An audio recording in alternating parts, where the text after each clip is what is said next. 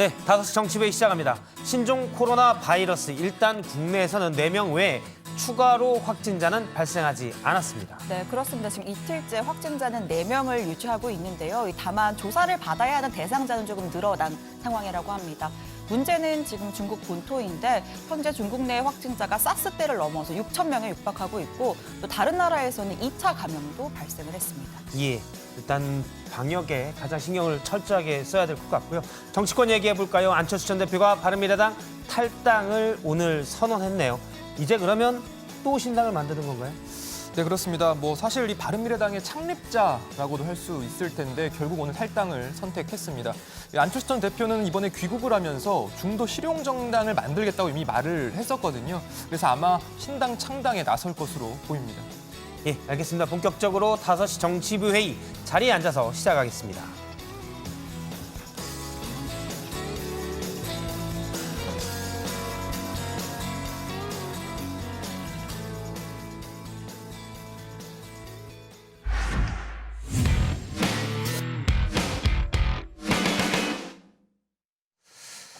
네, 중국 내 신종 코로나 바이러스 확진자가 사스 때 숫자를 이미 넘어섰습니다. 무증상 감염자도 확인이 되고요. 2차 감염에도 비상이 걸렸습니다. 오늘 정부 발표에 따르면 국내 확진자는 아직까지 4명으로 이틀째 늘지 않았지만 조사를 받아야 할, 그러니까 감염 여부를 확인받아야 할 유증상자가 다수 신고됐다고 합니다. 정부는 내일과 모레 전세기를 띄워 발병지인 중국 우한에 있는 교민들을 데려올 예정인데요. 오늘 신혜원 반장 발제해서 관련 소식을 자세하게 짚어보겠습니다. 네, 그나마 다행입니다. 지난 27일 4번째 확진자가 발생한 이후 이틀째 추가 확진자는 나오지 않고 있습니다. 하지만 조사 대상인 유증상자는 계속 늘고 있는데요. 유증상자의 경우 검사를 통해서 내일 오전 중으로 음성인지 양성인지 여부가 가려질 예정입니다. 조사 대상 유증상자 187명 중 확진 환자 4명은 국가지정 입원 치료 병상에서 격리 치료 중에 있으며 진단검사 실시 후 음성으로 격리 해제가 155명, 28명은 현재 검사 진행 중이라고 말씀드리겠습니다. 자, 4명의 확진자는 현재 지정 병원에서 격리 치료 중인데요. 대체적으로 안정된 상태라고 합니다. 다만 증상이 가장 심했던 4번째 환자의 경우엔 열은 내렸지만 엑스레이상 폐렴이 더 진행된 것으로 나타나서 의료진이 주시하고 있고요. 4번째 환자와의 밀접 접촉자 95명은 모두 자가 격리 중입니다. 자, 이제 신종 코로나 바이러스 국내에서 1급 감염병입니다. 1급은 이 생물 테러 감염병이거나 치명률이 높고 음압 격리가 필요한 경우로 에볼라 바이러스나 사스, 메르스 등이 있는데요. 보건당국이 그만큼 심각하게 보고 있다는 의미입니다. 또 검사와 격리, 치료 등에 드는 비용을 건강보험과 정부, 또 지방자치단체가 전액 부담하기로 했습니다. 지원 대상은 확진 환자와 의심 환자, 또 조사 대상 유증상자이고 격리 입원된 시점부터 해제 때까지 치료, 조사, 진찰 등에 드는 비용 전액이 지원됩니다. 검역 진단비 52억 원, 격리 치료비 29억 원 등 총 208억 원의 방역 대응 예산을 신속히 집행하여 또 정부는 내일과 모레 이틀 동안 전세기 4대를 투입해서 중국 우한에 거주하는 교민과 유학생 700여 명을 데려올 예정입니다. 당초에 유증상자는 탑승할 수 없다고 밝혔었는데 박능우 보건복지부 장관, 유증상자도 함께 송환한다고 밝혔습니다. 당장 격리할 정도로 심각한 환자가 아니라면 다른 비행기를 타든 혹은 비행기 층을 분리하든 교차 감염 위험이 없이 데려오겠다는 방침이고요. 현지 병원이 포화 상태로 사실상 제대로 된 치료를 받기 어려운 현실적인 사정을 고려한 것으로 보입니다. 자, 만일의 사태에 대비해서 이 교민들은 귀국 후 바이러스 잠복기인 14일, 즉 2주 동안 격리 생활을 하게 됩니다. 이에 불응하면 처벌도 받습니다.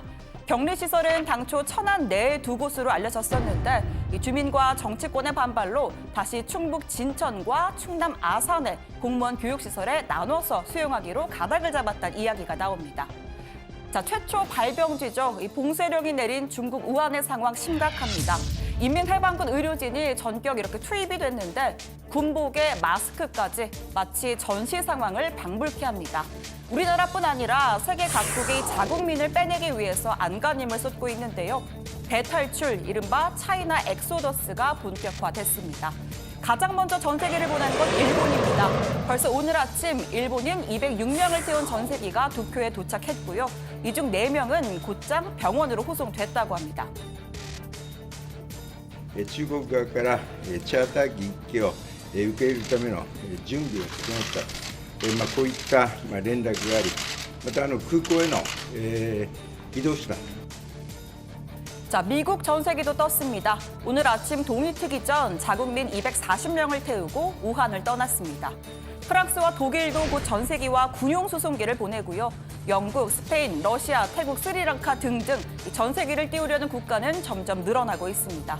중국에서 오는 입국자를 제한하거나 중국 여행을 막는 움직임도 잇따르는데 예를 들어서 북한은 이미 설 연휴를 앞두고 중국 관광객 입국을 금지했고요. 미국 백악관은 필요한 모든 조치를 하겠다면서 중국편 여행기 운항을 모두 금지할 수도 있다는 입장을 밝혔습니다. CDC, in conjunction with the State Department, has updated our travel guidance and now recommends that travelers avoid unnecessary travel to China. 자, 오늘을 기준으로 중국 내 신종 코로나 확진자 수는 2003년 중증 급성호흡기 증후군 사스의 확진자 수를 넘어섰습니다. 자, 확진자는 5,974명, 사망자는 132명인데요. 자, 사스 때는 확진자가 5,300여 명, 사망자는 336명이었습니다. 치사율이 낮은 건 천만다행인 부분입니다. 시진핑 중국 국가주석은 이 신종 코로나를 악마라고 부르면서 사태 해결 의지를 강조했습니다. 对中国人民来说，我们现在正在进行着一场严肃的斗争。我相信啊，只要我们坚定信心，同舟共济，科学防治，精准施策，我们一定会战胜这一次的疫情。 자, 이런 가운데 세계보건기구 WHO가 신종 코로나의 위험 수준과 관련해 스스로 실수를 인정했습니다. 지난 26일에 공개한 상황 보고서인데요. 위험 수준을 높음으로 격상시키면서 기존의 위험 수준을 보통으로 잘못 표기한 에러, 즉 실수가 있었다라는 각주를 달아놨습니다. WHO는 가능한 빨리 중국의 국제 전문가를 보내기로 중국과 합의했고요. 향후에 국제 비상사태를 선포할지에도 관심이 쏠립니다. So first, it definitely is an emergency. It's an emergency in China. Again, any situation, any development on any given day now could trigger another emergency committee and a re-evaluation of the situation. It's a fluid scenario. 네, 오늘 청와대 발제는 이렇게 정리하겠습니다. 중국 내 신종 코로나 사스 넘었다. 국내 확진자는 4명 유지입니다. 예, 중국 내 신종 코로나 바이러스 확진자 수는 2003년에 있었던 사스를 넘어섰습니다. 확산 속도도 그때보다 빠르다는 평가입니다. 다만 국내 확진자 수는 이틀째 추가로 늘지 않은 0명이고요. 기존 4명을 현재 유지 중이죠. 네, 그렇습니다. 오늘도 이 질병관리본부의 브리핑이 있었는데요. 현재까지 확진자는 이틀 전과 마찬가지로 4명입니다. 다만 조사가 필요한 유증상자가 총 187명이고 이 중에서 155명은 음성 판정을 받고 격리 해제 조치가 됐는데 나머지 28명은 현재 검사가 진행 중이라고 밝혔습니다. 그러니까 유증상자라는 건 신종 코로나 바이러스에 감염된 것과 비슷한 증상을 보이는데 과연 해당 바이러스를 가지고 있는지 안 있는지 지금 검사를 하고 있다는 거죠? 그렇습니다. 알겠습니다. 현재까지는 다 음성 판정을 받았고요. 그런데 4명의 확진자와 접촉한 사람 수가 이전 발표보다는 몇 명이 좀 더 증가했네요. 네, 그렇습니다. 기존에 발표했을 때는 369명이었는데요. 오늘 발표에서는 387명으로 늘었습니다. 왜 그런 겁니까? 뭐 기존의 조사가 잘못된 건가요? 이 세 번째 확진자였던 50대 남성의 카드 사용 내역과 또 본인의 진술을 다시 확인을 했는데요. 예. 이 증상이 시작된 시점이 당초 22일 19시였던 게 13시로 6시간 당겨서 조정이 된 결과입니다. 이에 따라서 이 환자의 접촉자 수가 기존 74명에서 95명으로 추가가 된 겁니다. 증상이 나타난 시점이 그것보다 알고 보니 더 앞이었다. 네. 그러면 그때 만난 사람도 이제 다시 검사를 해봐야 된다라는 거군요. 네, 추가 그러면 접촉자로 그때 이제 집계가 되는 움직인 자리도 늘어난 거 아닙니까? 네, 동선도? 그렇습니다. 뭐 동선이 추가적으로 나왔다라고 보면 되는데 이 세 번째 환자의 서울 강남구 내 방문지가 2곳 추가됐습니다. 또 설 연휴에 휴점했던 기관들 추가 조사가 이루어졌는데 거기서도 이제 접촉자가 나온 것이죠. 예, 일단 역학조사 과정에서 접촉자 수가 늘어났다는 얘기인데 신종 코로나 바이러스의 경우에 증상이 없는 상태, 그러니까 또 증상이 없는 눈으로는 확인할 수 없지 않습니까? 증상이 없으니까 이분이 뭐 감기에 걸렸는지 코로나 바이러스 걸렸는지. 그런데 이런 무증상자도 바이러스를 전파할 수 있다 이런 얘기가 있던데요. 질병관리본부 측의 입장은 뭔가요? 네, 이 박혜경 중앙방역대책본부 총괄 팀장은 이 무증상 감염에 대해서는 아직 중국에서도 이 사람이 정말 아무도 만나지 않았는데 감염이 됐다라거나 혹은 환자를 만난 적도 없다라는 이 과학적인 근거를 제시하지 않고 있는 상황이라고 했습니다. 이 신종 코로나 바이러스가 메르스 또는 이 사스와 비슷한 결국 이 코로나 바이러스 계열에 있는데 일반적으로 코로나 바이러스에서는 무증상 감염이 없다는 겁니다. 그러니까 증상이 있는 사람들만 바이러스를 전파시킬 수 있다는 얘기죠. 코로나 바이러스 계열에서는. 그런데 물론 무증상 감염이 없다. 이렇게 단적으로 얘기할 수가 있는 건가요? 네, 그건 물론 아닙니다. 현재까지는 무증상 감염에 대한 명확한 과학적 근거가 없고 코로나 바이러스의 특징상 없을 것이라고 추측하는 상황이라고 했습니다.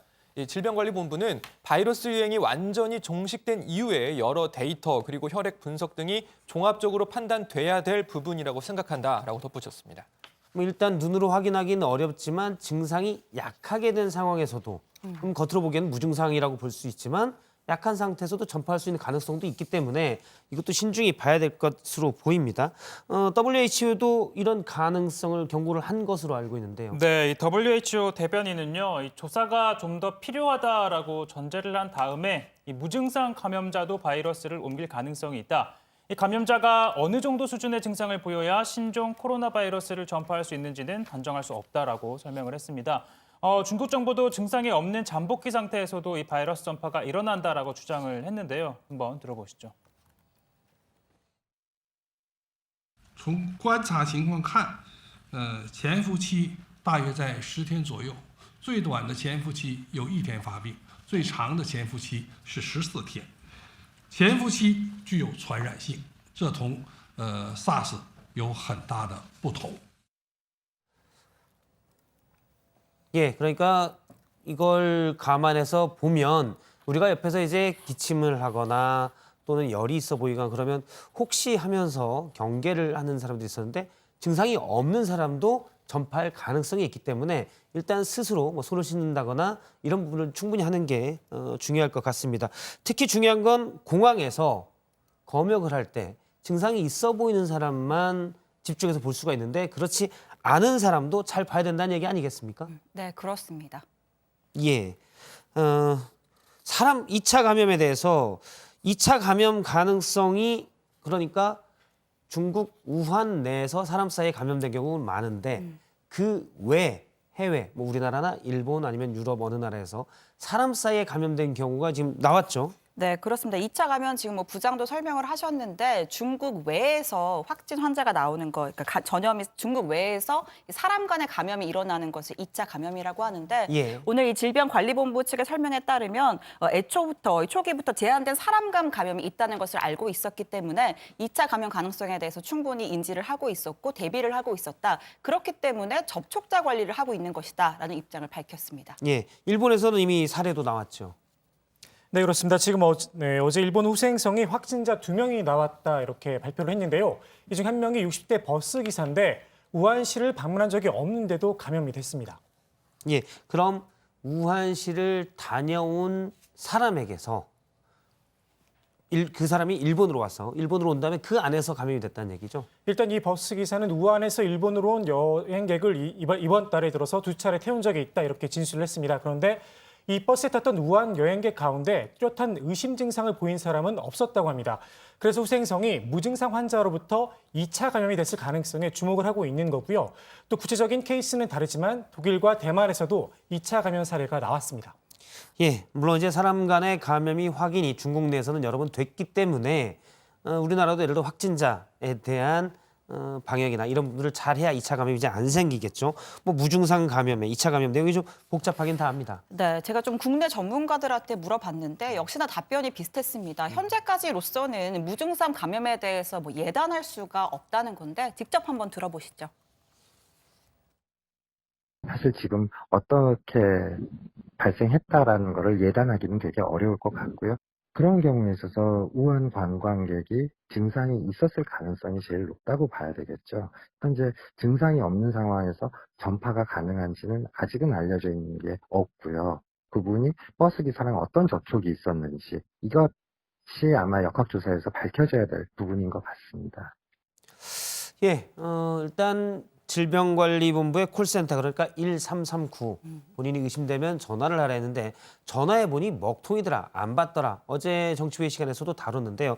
문 대통령이 인력을 대폭 늘리라는 지시를 내렸고 또 반영이 됐다고요. 네, 이 질본 측은요. 감염병 전문 콜센터 말씀하신 것처럼 1339 3당 인력을 기존 27명에서 170여 명으로 확대를 한다라고 밝혔습니다.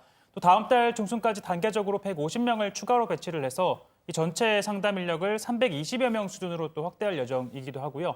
또 각 지방자치단체 콜센터, 또 보건소 등에도 이 주요 질의 답변을 공유해서 이 지역별로 상담이 가능하도록 조치를 했다라고 밝혔습니다. 예, 일단 우리나라의 추가 확진자는 나오지 않고 있는데 중국 본토 내 상황이 심각한 수준입니다. 조금 있다가 강지영의 톡 쏘는 정치에서 다룰 예정인데요. 그러니까 우한 주민을 색출한다. 뭐 우한 포비아. 이런 부분들이 나타나고 있고요. 우리나라에서도 뭐 중국 포비아, 약간 혐오로까지 확대되는 그런 우려되는 부분이 좀 있습니다. 다른 얘기 좀 해볼까요? 뭐 세계 각국이 현재 우한으로 전세기를 보내서 우한에 있는 교민들을 지금 철수시키고 있죠. 뭐 지금 이 상황을 뭐 중국 엑소더스다 뭐 이런 말로 좀 표현하는 상황까지 되고 있습니다. 일단 뭐 일본이요 가장 먼저 전세기를 띄워서 현재 200여 명의 교민을 자국으로 철수를 시켰습니다. 자, 오늘 오전 도쿄 하네다 공항에 도착을 했고요. 자, 미국도 전세기를 띄웠는데 현지 시간으로 29일 오전에 캘리포니아 마치 공군 예비기지에 도착할 예정이라고 합니다. 당초에는 온타리오 국제공항으로 향할 계획이었는데 행선지가 바뀌었다고 합니다. 이유는 구체적으로 알려지지 않았지만 탑승객의 격리 조치와 관련이 있을 것이라는 관측이 나오고 있습니다. 네, 우리도 전세기를 내일 보내죠. 네, 그렇습니다. 이 정부는 중국 우한시에 체류 중인 재외국민 또 유학생들을 내일과 모레, 그러니까 30일과 31일 이틀에 걸쳐서 전세기 4대를 투입해서 데려올 예정입니다. 당초의 정부 발표에 따르면 유증상자는 탑승하지 않는다라고 했었는데 오늘 박능후 보건복지부 장관에 따르면 유증상자도 이 교차 감염이 없도록 뭐 자리 배치 등을 조치를 해서 함께 귀국하도록 조치하겠다라고 밝혔고요.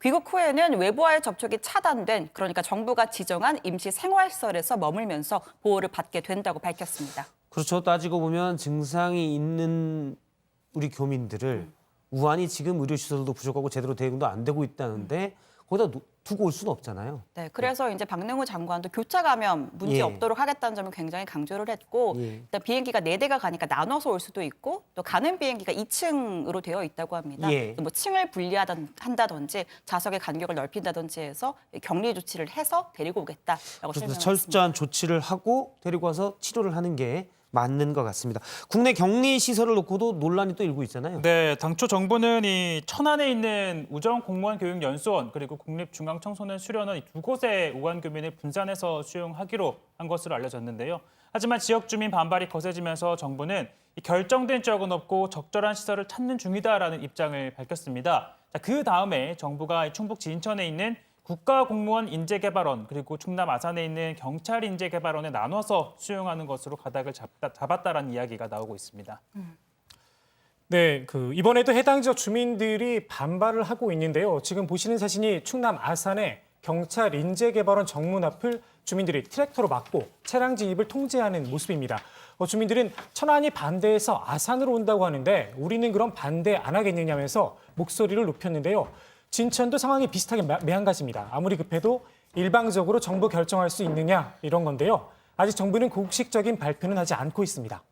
예, 사실 철저하게 대비를 하고 그런데 다 막아선다면 대체 어디로 갈 수 있겠습니까? 이런 것들은 물론 철저하게 주민들 불안을 막을 잠재울 필요도 있겠지만 또 주민들도 넓은 마음으로 또 생각할 필요도 있지 않나 이런 생각도 해봅니다. 청와대 발제 정리합니다. 신종 코로나 증상자 28명 검사 중 확진자는 4명 유지. 네, 다음은 최종혁 반장의 발제 보겠습니다.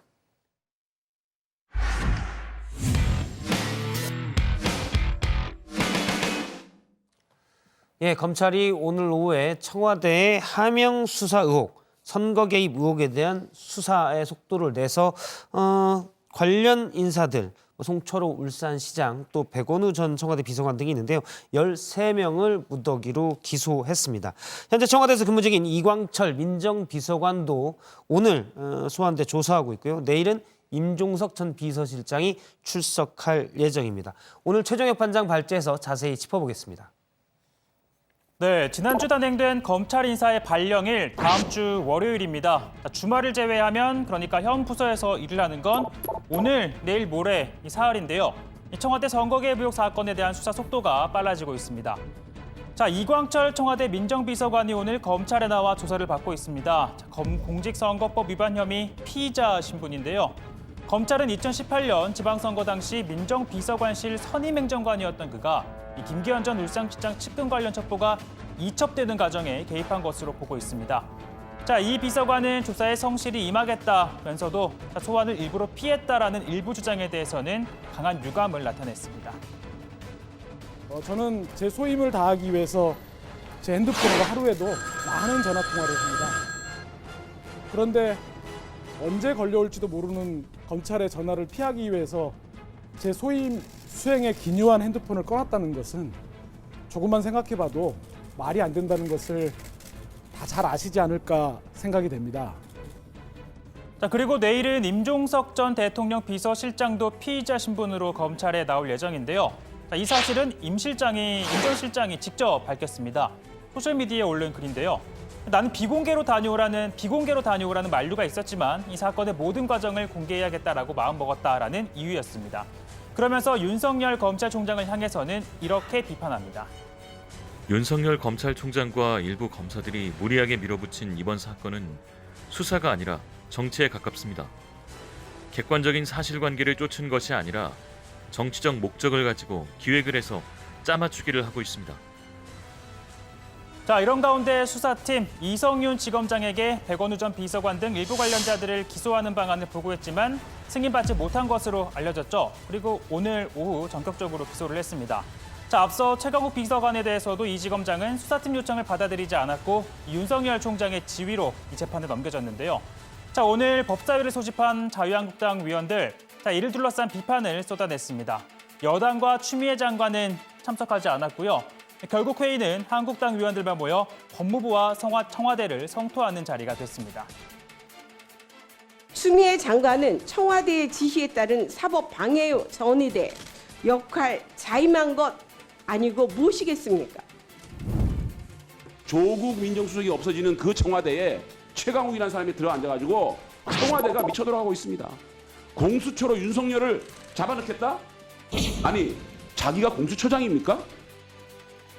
자세한 내용은 자리에 들어가고요. 이어서 총선 관련 소식 전해드리겠습니다. 자, 민주당 2호 영입인재였던 원종건 씨가 데이트 폭력 의혹으로 자격을 반납한 것과 관련해서 오늘 당 지도부가 일제히 사과를 했습니다. 자, 인재영입위원장이기도 한 이해찬 대표는 국민과 당원께 심려를 끼쳐 송구하다. 또 이인영 원내대표도 좀 더 세심하게 살피지 못해 실망과 염려를 끼쳐드린 점을 사과드린다라고 밝혔습니다. 이번에 피해 호소인의 용기로 알려지게 되었습니다. 피해 호소인의 용기를 지지하고 우리 당은 지난 미투운동 이후에 젠더폭력 문제에 대해서는 무관용 원칙임을 다시 한번 강조를 드립니다.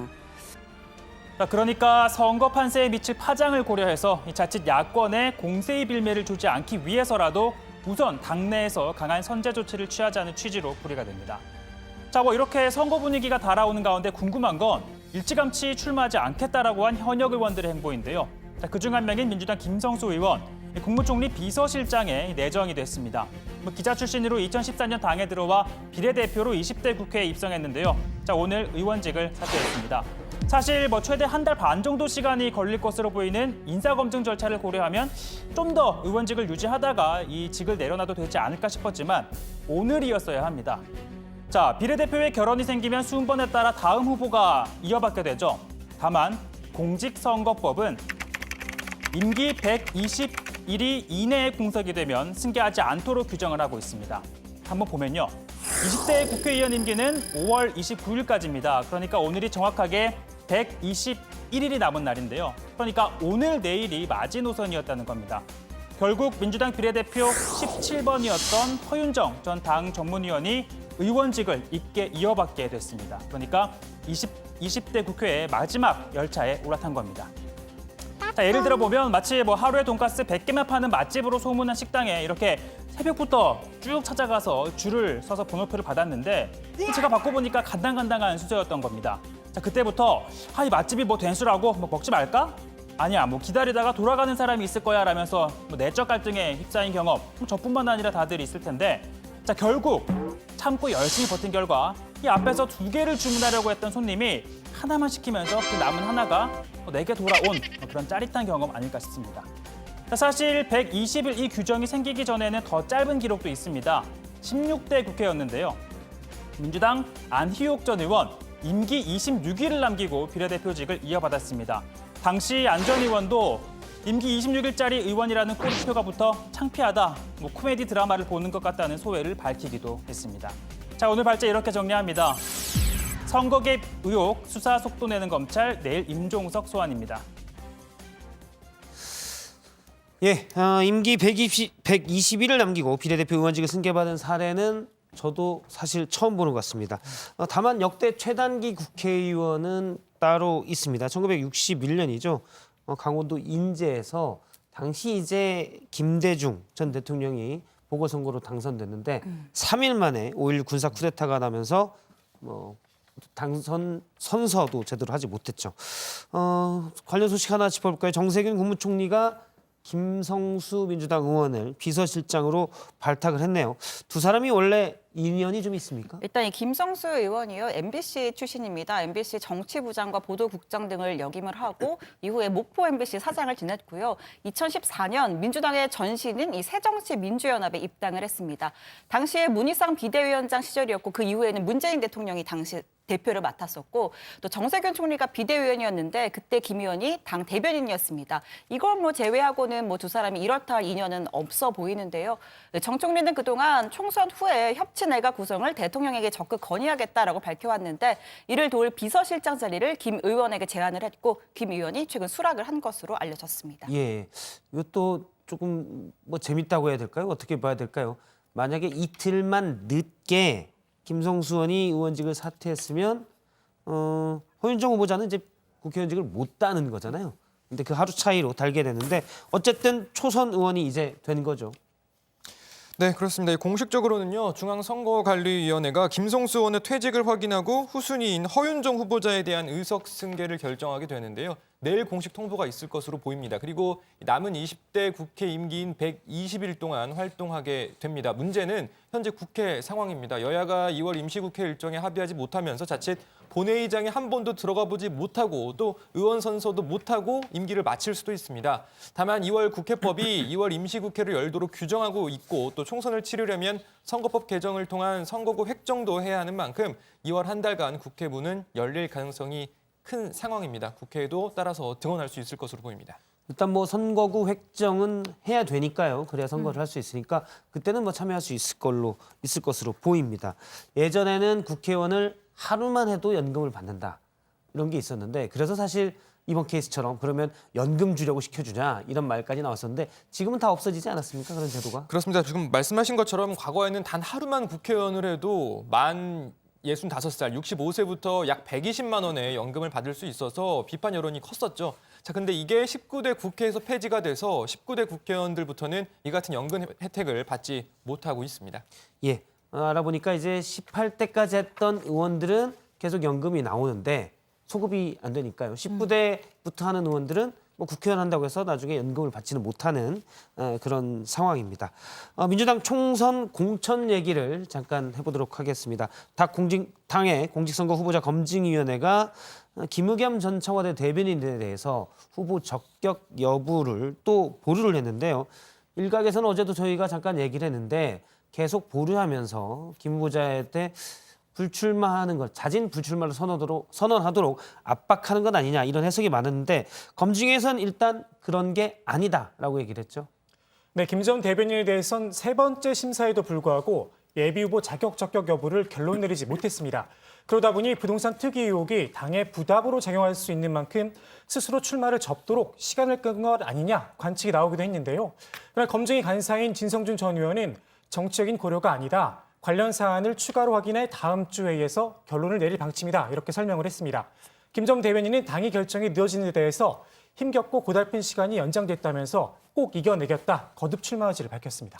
일단 김 전 대변인은 이겨내겠다. 그러니까 내가 불출마할 일은 없다라는 얘기인데요. 저도 사실 최근에 민주당의 핵심 관계자라고 할 수 있는 사람을 만나서 들어봤는데 국민들의 상식 수준에서 결정하겠다. 이 말만 계속 반복하고 있는 것 같습니다.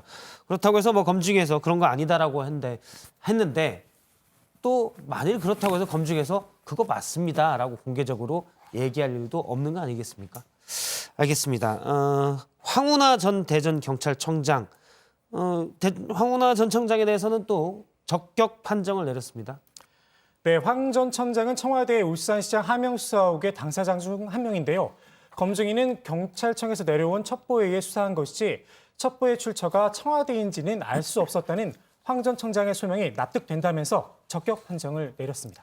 자, 그러니까 사실상 지금 논란이 일고 있는 이슈의 중심에 있는 두 후보자에 대해서 검증위가 각각 다른 결정을 내린 거잖아요. 각각 논란이 된 사안이 김 전 대변인 같은 경우에는 부동산 투기 등 개인의 도덕성과 관련된 문제라고 할 수 있고 황 전 청장은 청와대와도 맞닿아 있는 만큼 만일 당에서 부적격 판정을 내린다면 논란이 있다는 걸 스스로 자인하는 셈이기 때문에 좀 이 같은 결정을 내린 것 아니냐라는 해석도 일각에서는 나오고 있습니다. 다만 마찬가지로 하명 수사 첩보를 제보한 당사자이자 이 선거 개입 의혹까지 함께 받고 있는 송병기 전 부시장에 대해서는 당이 지금 보류 결정을 내렸는데요. 진성준 전 의원, 구속영장이 청구되는 상황에서 갑자기 출마를 선언해 이 모종의 의도가 있다라는 판단이 있어서 추가 검증이 필요하다라고 밝혔습니다. 예, 추후 검증이 판단을 좀 더 봐야 될 것 같고요. 다른 얘기 하나 해보죠. 이낙연 전 총리 얘기인데 예전에 사실 박근혜 전 대통령 때 총선 앞둔 후보자들이 박 전 대통령과 찍은 사진을 선거에 적극 활용한다라는 얘기 있었고요.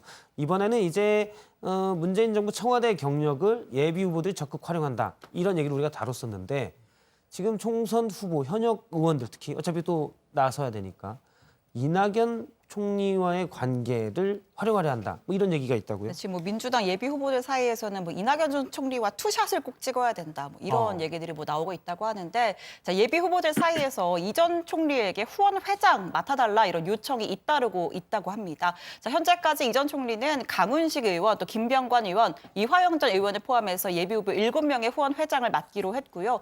또 부산과 경북 등 소위 민주당으로서는 험지로 불리는 이 지역에 출마한 신인들의 후원 회장도 맡는다고 합니다.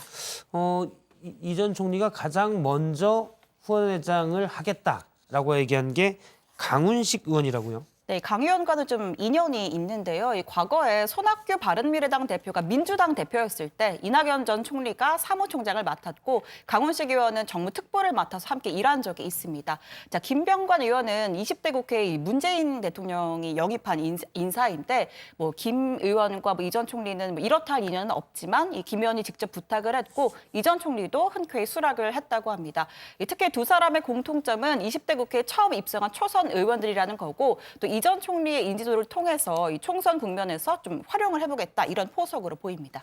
제가 강훈식 의원에게 전화해서 한번 물어봤거든요. 아까 오후에 물어보니까 이게 어떻게 된 거예요? 라고 물어보니까 강훈식 의원이 이낙연 전 총리 쪽 사람들이 앞으로 좀 같이 일을 좀 같이 해보자. 뭐 어떻게 보면 도와달라. 친하게 지내자 이런 건데 그런 얘기가 있어서 그러면 이번 선거에 내 후원회장부터 먼저 좀 해달라라고 얘기하니까 바로 콜하면서 바로 해줬다고 합니다.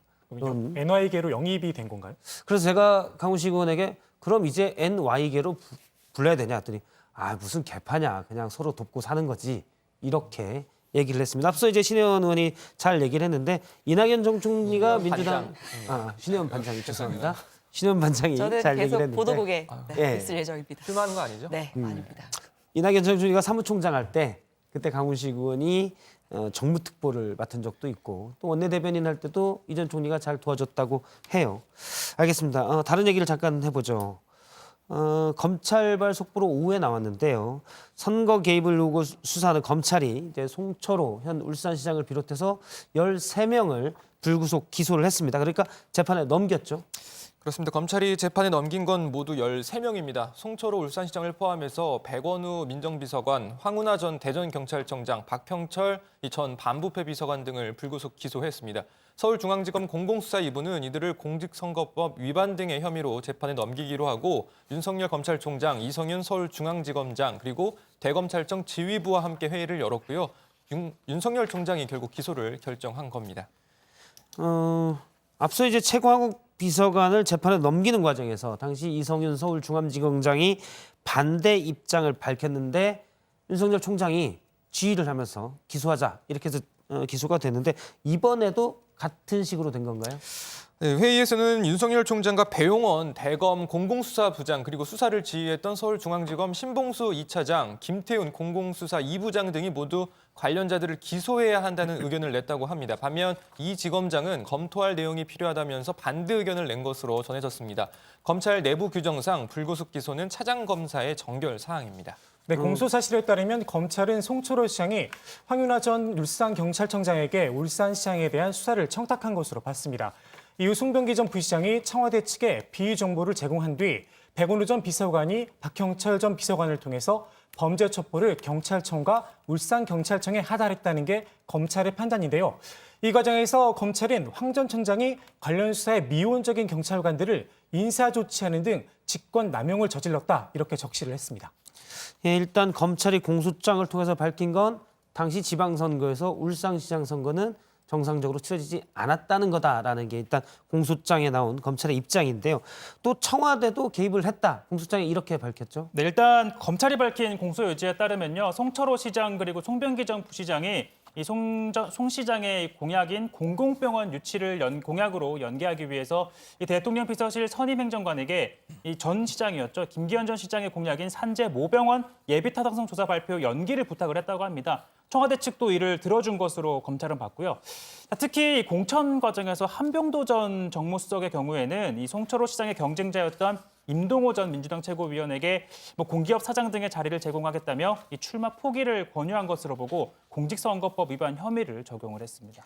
예, 울산시장 선거에 청와대가 개입했다는 의혹은 청와대와 검찰이 가장 강하게 충돌하고 있는 지점인데 앞으로 이제 법원의 판단 과정을 좀 지켜봐야 될 것 같습니다. 조국 전 법무부 장관 얘기를 잠깐 하면 서울대가 직위 해제를 결정을 했다고요. 네, 조 전 장관이 지난해 10월에 복직을 했죠. 그런데 서울대가 이 조 전 장관이 뇌물수수와 직권남용 등의 혐의로 기소가 됨에 따라서 오늘자로 직위 해제 조치했습니다. 이 직위 해제는 유무죄를 판단하는 징계와는 달리 교수로서의 직무를 정지시키는 일종의 행정 조치인데요.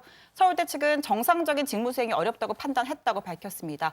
자, 서울대는 국립대학 법인이지만 교원 징계에 관한 규정에서는 사립학교법을 적용하는데 이 사립학교법에 따르면 소속 교수가 형사사건으로 기소가 되면 학생들의 수업권을 위해서 직위 해제가 가능합니다.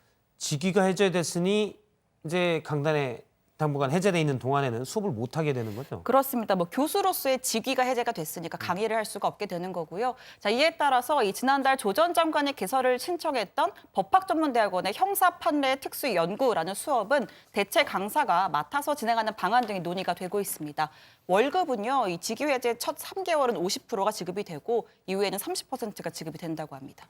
일단 유무죄를 판단하기 전이기 때문에 사실은 일을 안 해도 또 급여는 일부가 나가는 거군요. 알겠습니다. 조국 전 장관이 당연히 입장을 냈을 것으로 보이는데 뭐라고 했나요? 네, 소셜 미디어를 통해서 입장을 내놨습니다. 이 기소만으로 신분상의 불이익 조치를 내리는 건 부당하다라면서도 이 서울대 총장님의 결정을 담담히 수용하겠다라고 밝혔습니다. 좀 반발하는 이유는 이겁니다. 이 직위 해제가 징계는 아니지만 이 대중적으로 또 징계로 인식이 될 수 있고 재판 이전에 불리한 여론을 조성할 우려가 있다라는 면에서 이런 반발을 한 거고요. 다만 또 강의를 할 경우에 발생할지 모르는 학내외의 소동에 따른 부담을 우려했을 것이라 추측한다라고 덧붙였습니다. 예, 그래서 이해는 한다 이렇게 얘기를 한 것 같은데 일단 재판부가 이런 것까지 다 감안하지는 않겠죠. 여론에 신경 쓰지는 않을 것으로 보입니다. 오늘 기사 이렇게 하겠습니다. 검찰 청와대 선거 개입 의혹 13명 무더기 기소. 다음은 고석순 반장의 발제를 보겠습니다.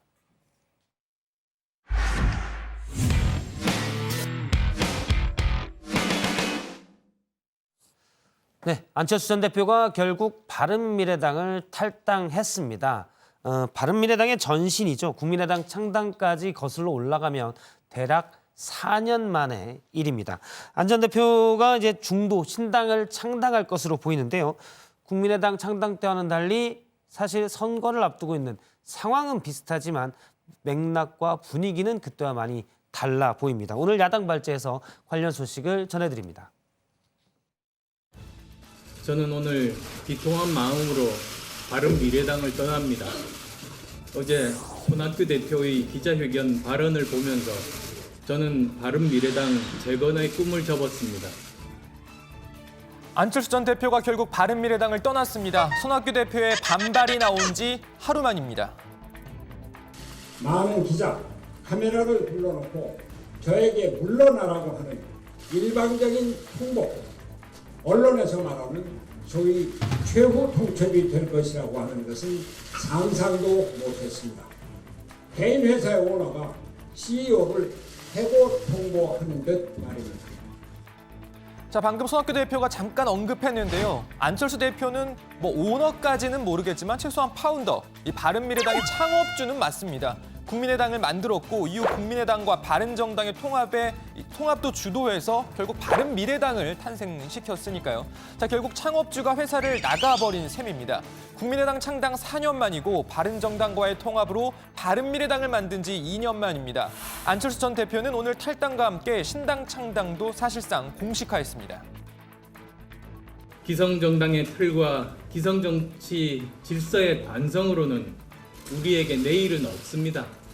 실용적 중도정당이 성공적으로 만들어지고 합리적 개혁을 추구해 나간다면 수십 년 한국 사회의 불공정과 기득권도 혁파해 나갈 수 있을 것입니다. 저의 길은 더 힘들고 외로울 겁니다. 자, 안철수 전 대표의 신당 창당사는 안 전 대표의 이 개인 정치사와도 맥을 같이 합니다. 처음부터 제3세력을 표방한 탓에 안철수의 정치사는 곧 창당의 역사였습니다.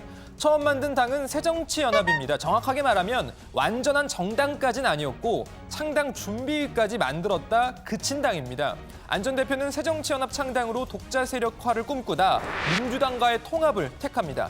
새정치민주연합이라는 당이 만들어진 계기죠. 드디어 새정치민주연합이 역사와 국민 앞에 섰습니다. 우리가 함께 국민만을 믿고 국민을 하늘같이 섬길 것을 다짐하며 국민의 바다로 들어갑니다. 자, 하지만 안철수의 새정치민주연합 활동은 오래가지 못했습니다. 총선을 앞두고 당내 갈등 끝에 안 전 대표는 새정치민주연합을 탈당하고 신당을 만듭니다. 이게 바로 국민의당입니다. 국민의당은 정치를 바꾸고 세상을 바꾸라는 수많은 국민의 목소리를 담는 그릇입니다. 저 안철수는 바로 국민 여러분의 도구입니다. 자, 그리고 이유는 아시는 대로입니다. 대선 패배 이후 당내 일부 반발에도 유승민 의원이 이끄는 바른정당과의 통합을 추진해서 2018년 2월 바른미래당을 만든 거죠. 자, 하지만 안 전 대표는 또 한 번의 탈당, 또 한 번의 신당 창당에 나서게 됐습니다. 현재까지의 상황은 2016년과 비슷해 보입니다. 자신이 이끌던 새정치연합과 민주당의 통합으로 만들어진 새정치민주연합 탈당 후 신당 창당에 나선 그때 말이죠. 자, 여기까지는 비슷한데 문제는 이후부터입니다. 2016년엔 국민의당을 창당했고 아시다시피 총선에서 크게 선전하기도 했습니다. 자, 그럼 이번에도 같은 상황이 만들어질 것이냐? 그건 미지수입니다. 당장 국민의당 때의 지지 기반이던 호남 민심이 안철수 전 대표를 선택할 가능성이 크지 않다는 여론이 많습니다. 그러나 지금 안철수가 나섰다고 해서 호남에서 돌아서리라고는 저는 생각 안 합니다. 왜 그러냐면 호남이 안철수를 버린 게 아니라 안철수가 호남을 버렸어요. 자, 일각에선 또 안철수 신당 자체에 대한 피로감이 크다는 의견도 나옵니다. 걸핏하면 신당을 창당해서 세워놨던 당을 지키지도 못해놓고 또 새로운 정당을 창당하게 되면 그것이 국민에게 무슨 얼마나 어필이 될 것이며 실제로 나라와 국민을 위해서 무슨 도움이 얼마나 되겠습니까? 신당 창당 기술자들이 너무 많고 중독성이 걸린 사람이 너무 많아요 지금. 자, 상황이 확실히 당시와 달리 녹록지 않아 보이는데요. 당장 또 바른미래당 의원들이 얼마나 합류할 수 있을지도 좀 지켜봐야 할 상황입니다. 바른미래당 내 안철수계 의원들 상당수가 비례대표 의원이기 때문에 탈당하는 순간 의원직도 자동 상실됩니다. 자, 일단 안철수계 의원들 대부분은 당에 남아서 안철수 신당 창당 작업을 돕기로 한 모양인데요. 이 부분도 좀 지켜봐야 할 것 같습니다. 그런데 공교롭게도 오늘 한때 안철수계로 분류됐던 정치권 인사들이 보수통합 작업의 한창인 혁신통합 추진위 박형준 위원장을 만났습니다.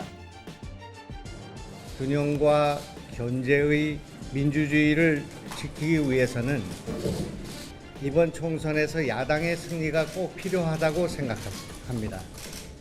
안철수 대표께서 함께 하셨으면 좋았을 텐데 하는 아쉬움과 그 안타까운 생각을 갖고 있었다는 말씀을 드리고 그런 혁신과 전진의 가치를 그동안 추구해왔고 또 그러한 가치가 이번 총선에서 반드시 실천될 수 있도록 하는 역할을 할 수 있는가 하는 것에 대해서 오늘 이 자리에서 많은 고민을 하고 같은 토론을 해볼 생각입니다.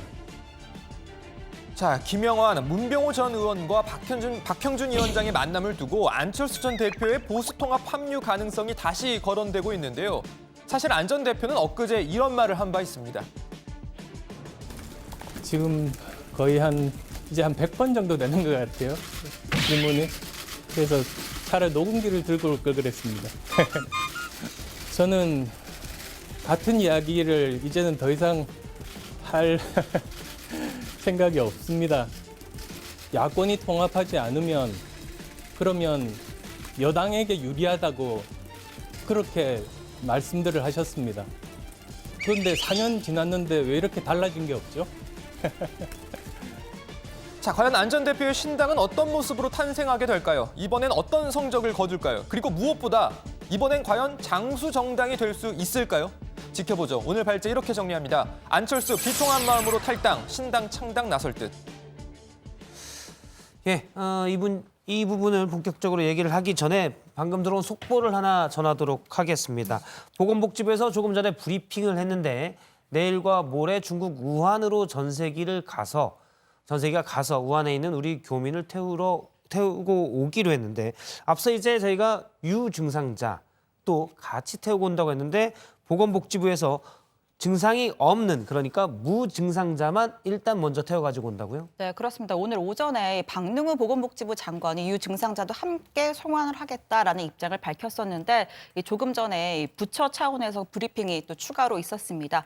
김강립 차관이 중국 당국과 협의를 한 결과 우한 교민 가운데 무증상자를 우선 송환하기로 했다, 이송하기로 결정했다라고 밝혔고요. 모든 교민에 대한 안전한 이송을 준비해 왔지만 이 중국 당국과의 협의 과정에서 이 현지의 법령 절차를 존중하기로 했다라고 밝혔습니다. 지금 그러면 유증상자를 태우고 못 오는 거는 중국 현지 법령, 검역 관련 법령이 그렇게 돼 있어서 어렵다는 건가요? 네, 그렇습니다. 이 중국이 자국 내에 법령을 내세워서 이 증상이 있는 사람은 국적과 관계없이 출국이 어렵다라는 입장을 보였고 우리 정부도 이를 수용한 것으로 현재 보이는데요. 자, 김강립 차관은 교민들이 거주하는 곳이 중국이니까 중국의 법령을 따르는 것은 당연하다.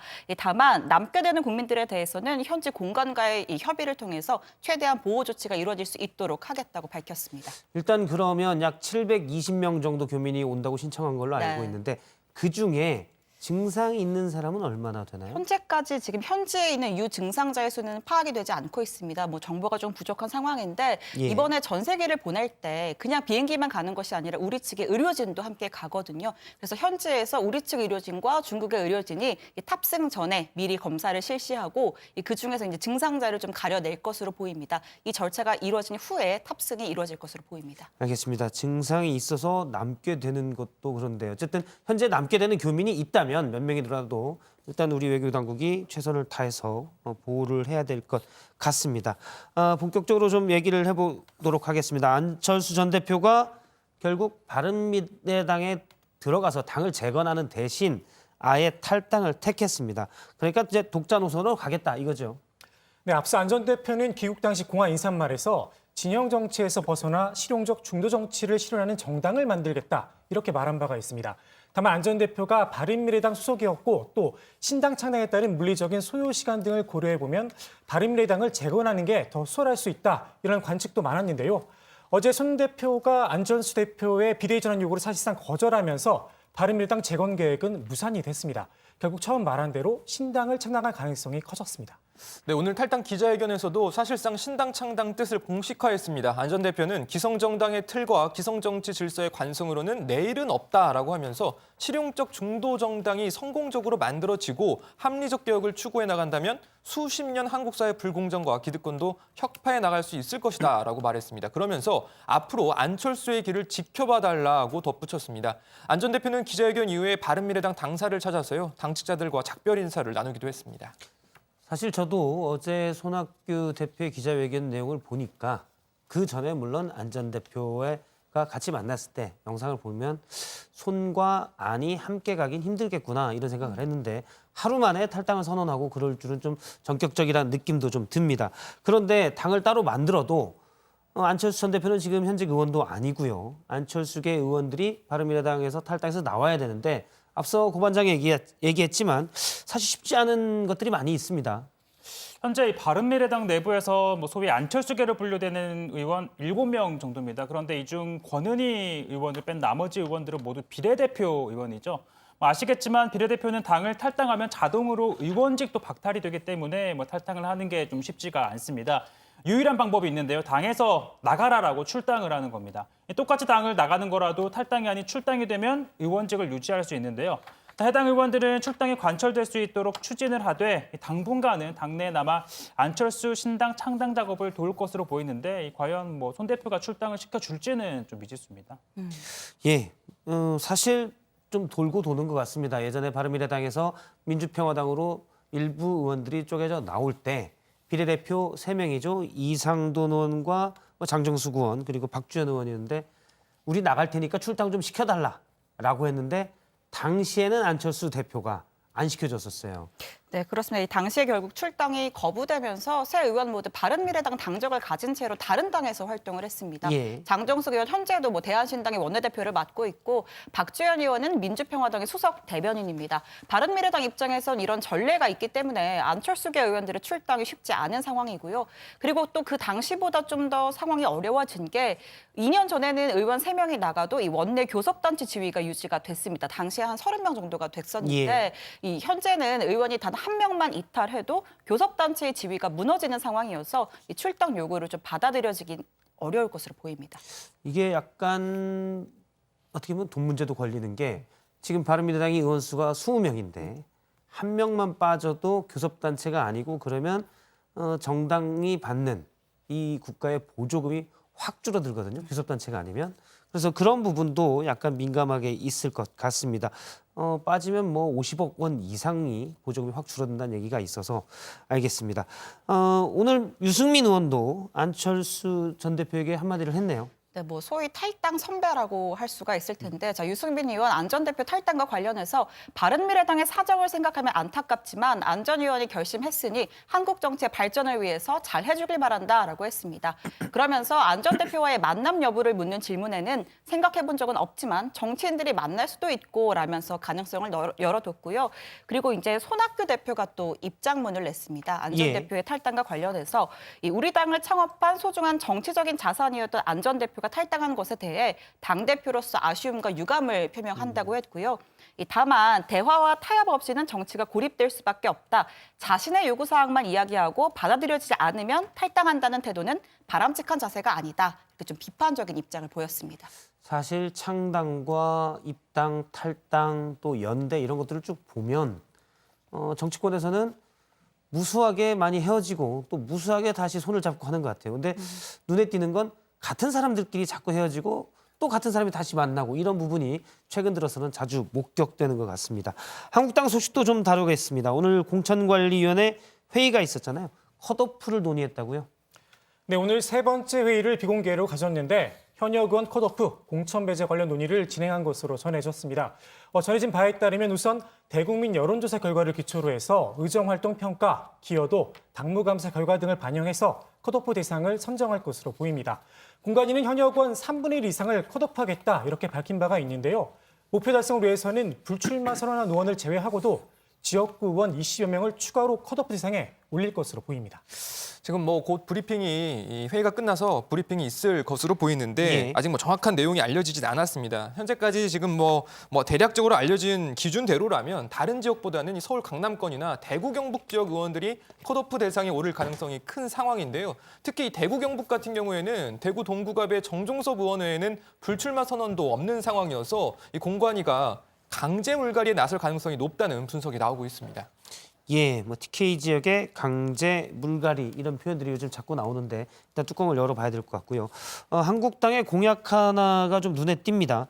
검찰총장 임기를 대통령 임기보다 길게 하겠다라고요. 몇 년으로 하겠다는 건가요? 현행 검찰적법상 검찰총장 임기 2년인데요. 자, 이걸 6년으로 늘리겠다는 겁니다. 말씀하신 것처럼 대통령 임기인 5년보다 이 총장 임기를 더 길게 해서 이 검찰총장이 임기에 구애받지 않고 권력형 비리를 또 성역 없이 수사할 수 있도록 하겠다라는 취지인 겁니다. 자, 한국당은 또 검찰의 중립성, 독립성 확보를 위해서 정부조직법 및 검찰청법을 개정을 해서 현재 법무부 예산으로 편성되는 검찰 예산을 독립적으로 또 편성할 수 있도록 하겠다라고도 밝혔습니다.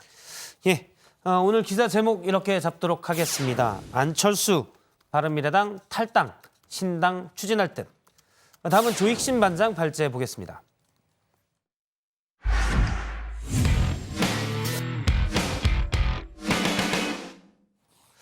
예, 또 손을 잡는 사람들이 있습니다. 한 명은 목사고 한 명은 정치인이죠. 전광훈 한기총 목사가 김문수 전 경기도지사와 손을 잡고 신당 창당에 나섰습니다.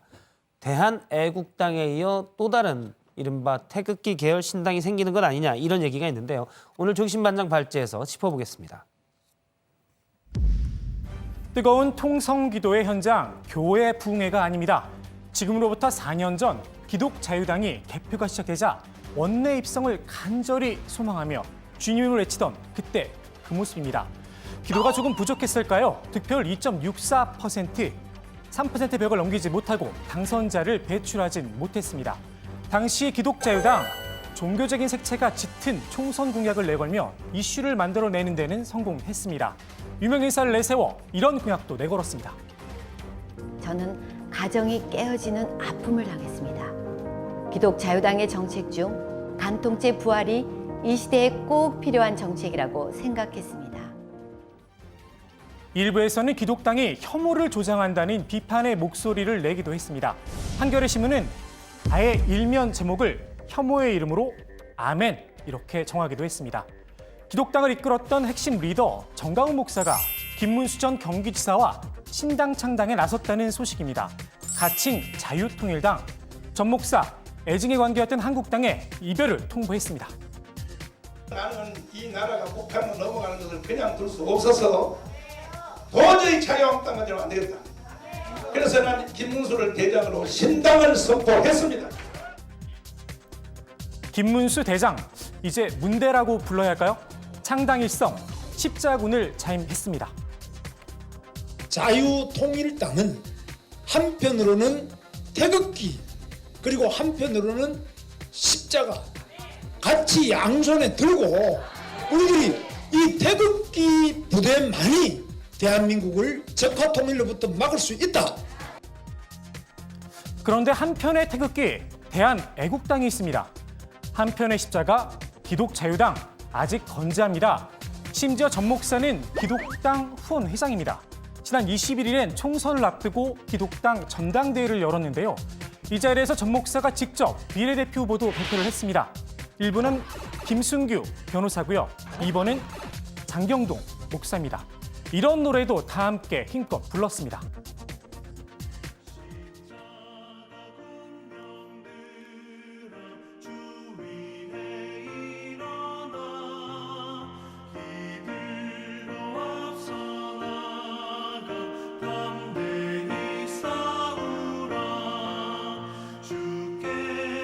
자유통일당과 기독당 겹쳐도 컨셉이 너무 겹칩니다.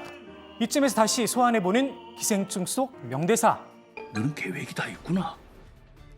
전 목사에게도 계획이 있었습니다. 자유통일당은 지역구에서 단일화를 통해 보수 후보를 하나로 묶는 그릇으로 사용하고 기독당은 비례해서 의석을 얻으면 된다는 논리입니다. 그림은 그럴싸한데 한국당이나 새보수당에서 응할지는 모르겠습니다. 당장 보수 개신교 내에서도 이런 목소리가 나오니 말입니다. 정광훈 목사님의 개신교라는 개신교도 우리 개신교를 다 대표한다고 볼 수 있는 것도 아니거든요. 저게 개신교다라고 인식을 할까 봐 상당히 걱정을 저는 하고 있고. 김경재 전 자유총연맹 총재. 전 목사를 두고 하나님이 이 땅에 보낸 선지자라고 지켜 세웠습니다. 가이사의 것은 가이사에게, 하나님의 것은 하나님에게 성경 말씀이 문득 떠오릅니다. 감기 몸살쯤은 바로 이 손 안에 있소이다. 배우 변희봉 씨에게 첫 광고 출연에 행운을 남겨준 유행어. 이 손 안에 있소이다. 이 유행어를 정치권으로 소환했던 분이 있습니다. 바로 손학규 바른미래당 대표입니다. 정권 교체 손 안에 있습니다. 이 손 안에 있기도 하고 손과 안에 있다 이런 말씀이 됩니다. 이게 무슨 말일까? 번역기가 좀 필요할 듯합니다. 2012년 안철수 신드롬이 거세게 불 때입니다. 안풍을 등에 업고 손학규와 안철수가 손을 잡아 정권 교체를 이루겠다 이런 말입니다. 당시 안철수 전 대표 별다른 반응을 보이진 않았습니다. 그리고 8년 뒤 또다시 손 대표가 이 손 안에 있소이다를 외치고 있습니다. 이번의 키는 확실히 손 대표가 잡았습니다. 안 전 대표의 당대표 퇴진 요구 못 받겠다는 겁니다. 안철수 대표는 이 당의 당원이고 내가 창당을 했으니까 내 당이다. 이런 식의 생각을 만약에 한다면 그것은 대단히 잘못된 생각이라는 말씀을 드립니다.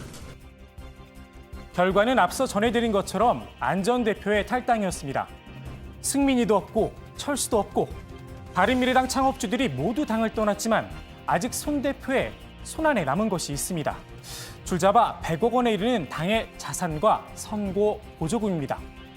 정치는 생물이다. 앞으로 총선까지 상당한 시간이 남아있고 때문에 정치판이 어떻게 요동칠지는 아무도 모릅니다. 다만 하나 분명한 건 손 대표 나홀로 독야청청할 순 없다는 겁니다.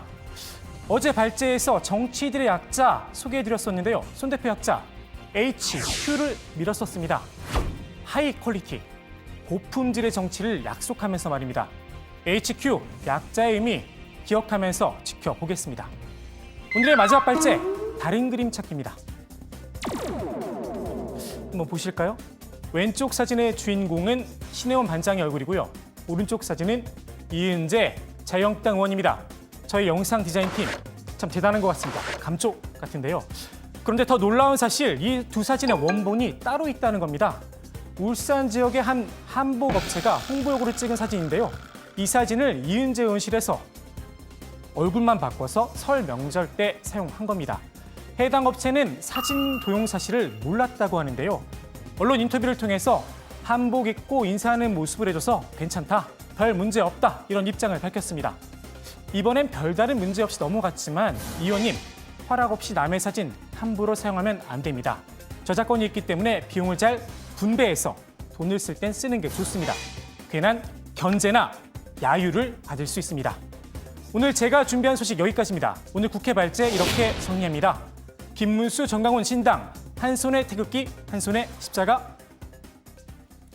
예, 하나씩 좀 더 얘기를 해보도록 하겠습니다. 앞서 이제 이은재 의원이 나왔던 한복 사진은 사실 오후에 조희신 반장이 저한테 이은재 의원에게 좀 어찌된 일인가 물어봐 달라고 해서 제가 전화를 해서 물어봤습니다. 이은재 의원에게 이게 대체 어떻게 된 일인가요? 라고 물었더니 이 의원이 홍보대 행사에 맡겼는데 저렇게 사진이 합성돼서 나도 속상했다.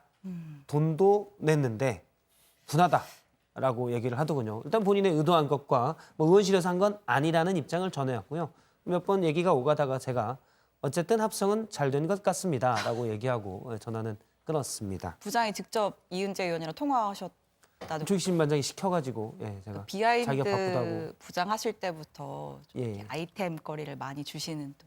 그런 분이시잖아요. 물론 이제 주목도가 높은 의원인 건 맞죠. 특히 비하인드 뉴스에서 많이 해서 이른바 겐세이 발언 사건 이후에 종종 궁금한 거 있을 때 제가 연락을 하곤 합니다.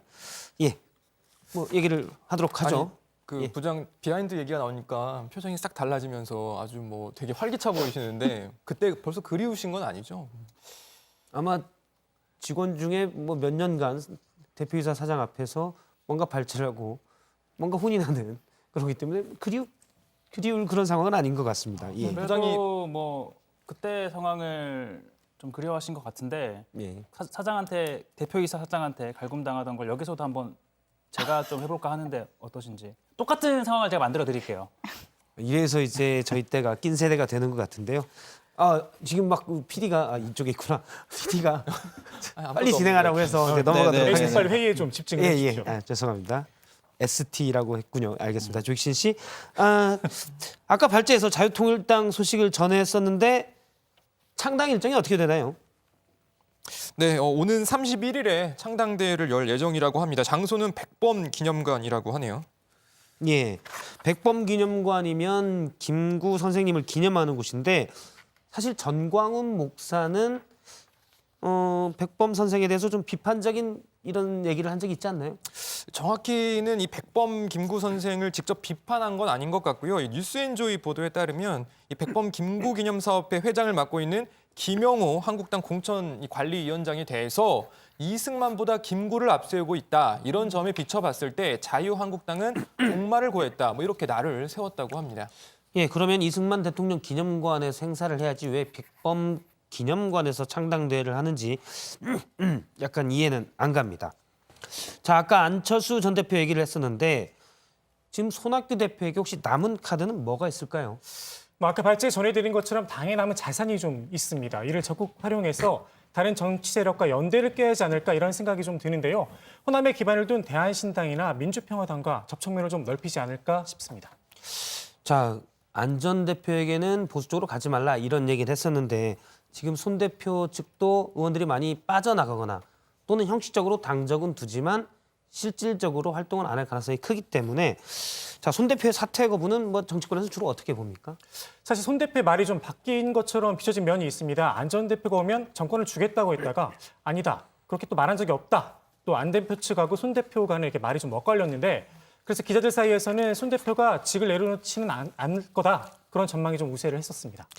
네, 정치인들은 어떻습니까? 기자들 전망이고 그건. 정치인들 생각은 좀 엇갈렸는데요. 손 대표를 최측근에서 모셨던 한 의원은 과역처럼 비춰질 수가 있다. 좀 예우를 좀 해주면 깨끗하게 물러나지 않겠느냐 이렇게 조심스럽게 전망을 내놨었는데 욕심인지 예우에 문제가 있었는지는 좀 따져봐야겠지만 결국 물러나지는 않았습니다. 사실 그때 안철수 전 대표와 손학규 대표가 만날 때 서로 간에 이렇게 매너라고 할까요? 그런 모습들이 좋지는 않았다라는 얘기가 그 참석자한테 얘기가 있었던 것 같습니다.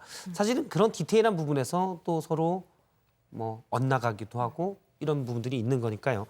다음 이야기로 넘어가 보죠. 주한미군 사령부가 4월부터 한국인 직원들을 대상으로 무급휴직을 실시한다고요? 네, 짧게 설명을 좀 드리겠는데 이 주한미군 사령부가 보도자료를 냈습니다. 한국인 직원 9천여 명에게 4월부터 무급휴직에 들어갈 수 있다는 내용을 통보하고 전국적으로 설명회도 실시하겠다고 했습니다. 결국은 이 한미 방위비 협상 때문인데 2019년도 방위비 분담금 협정에 타결되지 않았다는 점을 강조하면서 한국인 직원들의 고용 비용을 한국이 분담하지 않는다면 우리가 이 지불하는 데 드는 자금이 곧 소진된다. 이렇게 설명을 한 겁니다. 네, 당시 한국인 노조위원장이 뉴스룸에 나와서도 입장을 좀 얘기를 해서 많은 국민들이 되게 어떻게 보면 감명이 있었던 그런 장면이 있었던 것 같습니다. 네, 지난 10월에 비슷한 얘기가 나왔었는데요. 그 말씀하신 그 한국인 노조위원장이 뉴스룸에 나와서 인터뷰를 했었는데 직접 한번 들어보겠습니다. 한국인 직원들은 국가 안보가 우선이지 한국인 직원들의 임금비 우선이라고 생각하지 않습니다. 예. 그렇기 때문에 우리 한국 정부도 절대 우리 한국인 직원들이 어떤 불모가 된다는 생각을 하지 마시고 국민들이 납득할 수 있는 또 그리고 대한민국의 국익이 될 수 있도록 방위분담금 협상에 임해 주시기를 당부드리겠습니다. 예, 한국인 직원분들을 위해서라도 합리적인 선에서 분담금 협상이 잘 마무리됐으면 빨리 마무리됐으면 좋겠습니다. 오늘 국회 발제 이렇게 정리하겠습니다. 김문수, 전광훈 신당. 한 손에는 태극기, 한 손에는 십자가.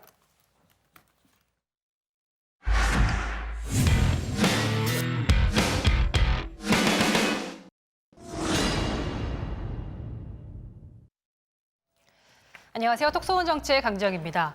하루하루 지날수록 더 넓게, 더 빨리 퍼지고 있는 신종 코로나 바이러스로 전 세계가 비상입니다. 국내에서도 4번째 확진자가 나온 데다가 이동 동선의 다른 접촉자만 172명으로 밝혀져 불안감이 커지고 있습니다. 지역사회 2차 감염자가 나올 수 있는 중대 고비인데 정부도 감염병 위기 경보를 주의해서 경계 단계로 높이고 총력 대응에 나섰습니다. 이런 가운데 온라인에선 바이러스 발병지 중국인에 대한 혐오 현상 퍼지고 있습니다. 인터넷 포털 기사는 물론 관련 영상이 올라온 유튜브 댓글 더 자극적인데요. 중국을 비하해서 부르는 표현과 함께 제대로 씻지도 않는 나라 멸종시키자 이런 과격한 내용들이 줄줄이 달려 있습니다. 일부 온라인 커뮤니티에서는 일본 불매운동, 노 재팬을 본뜬 노 차이나 포스터가 등장했습니다. 보이콧 차이나 코로나 바이러스란 메시지와 함께 죽기 싫습니다, 받기 싫습니다라는 문구가 적혀 있는데요. 바이러스 전염 우려를 이유로 중국인의 입국을 원치 않는다는 뜻이겠죠. 자, 이런 현상은 온라인을 넘어서 현실에서 실제 행동으로 이어지고 있습니다. 중국인 관광객이 주로 찾았던 서울 중구의 한 식당에서 중국인 출입 금지 문구를 내걸었고 중국인이 몰리는 호텔과 성형외과는 물론이고 택시까지 중국인 손님을 거부한다는 보도가 나오고 있습니다.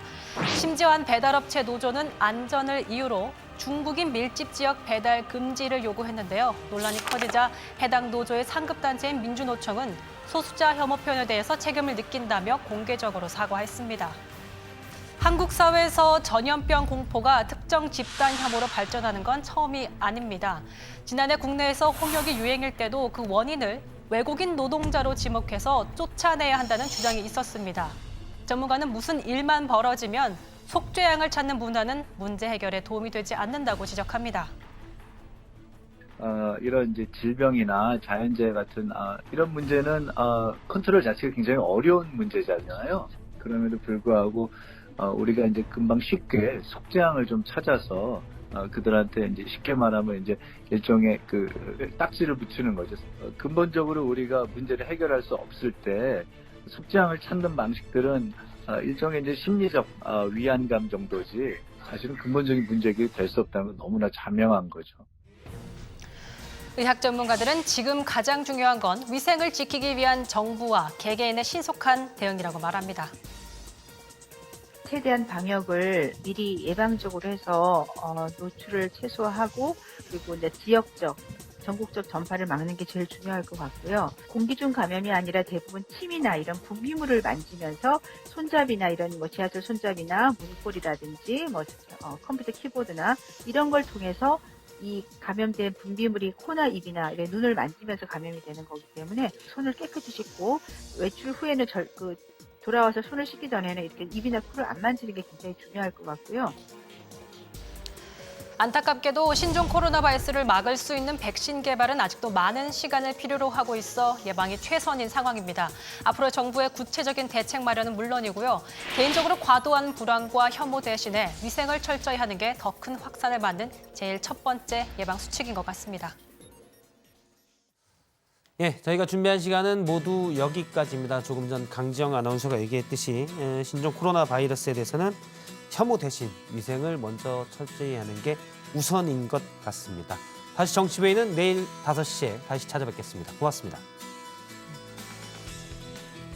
화장실 갔다 나올 때 꼭 손 좀 씻으세요. 고생하셨습니다. 난 늘 씻죠. 그냥 이렇게 나오지 마시고.